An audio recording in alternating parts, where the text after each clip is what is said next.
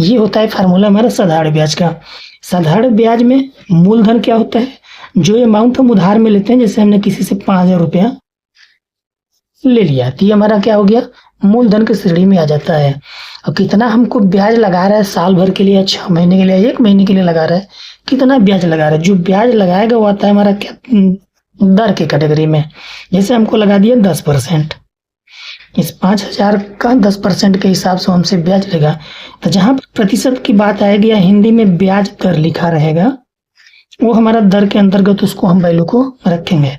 समय अवधि यानी 1 साल के लिए, 2 साल के लिए, 3 साल के लिए, कितने वर्ष के लिए वो बता रहे, वो हमारा समय के अंतर्गत आ जाता है। तो इन सारी चीजों को जब हम कैलकुलेशन करेंगे तो जो वैल्यू हमको मिलेगा वो साधारण ब्याज में आ जाएगा।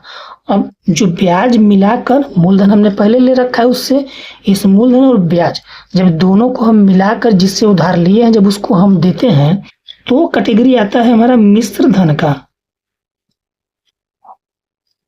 उसको हम बोलते हैं मिश्र धन, क्योंकि मिश्र धन बराबर फार्मूला होता है मूलधन प्लस ब्याज।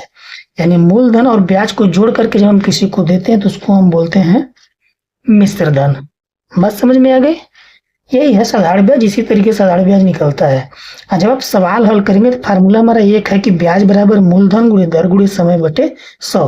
यानी एक वैल्यू यहाँ पर है, 3 वैल्यू यहाँ पर है, तो इन चारों वैल्यू को मिलाकर के कोई भी 3 वैल्यू आपको देगा और एक ठो निकालना रहेगा। तो फार्मूला कई तरीके से घूम सकता है। जैसे ब्याज दिया हो, यदि मूलधन पूछ रहा है तब, यदि मूलधन पूछ रहा है तो ये फार्मूला बदल जाता है। क्या हो जाता है, ब्याज गुणित 100 बटे दर गुणित समय। ये चेंज कैसे होता है आप ध्यान दीजिएगा। जैसे मूलधन पूछा तो इसका हम यहाँ से तिर्यक गुणा कर लेंगे तो ब्याज गुणित 100 हो जाता है और दर समय कहाँ जाता है, नीचे आ जाता है। इसी तरीके से ऊपर के किसी भी वैल्यू के लिए पूछेगा तो ये फार्मूला इसी तरीके से बदल जाएगा। ये हमको दर निकालना हुआ दर, तो क्या फार्मूला बन जाएगा, तो ये ब्याज गुणित 100 और बटे में क्या आ जाएगा, मूलधन गुणित समय। यदि इसमें समय निकालना है तब क्या आ जाएगा, समय बराबर ब्याज गुणित 100 बटे मूलधन गुणे दर।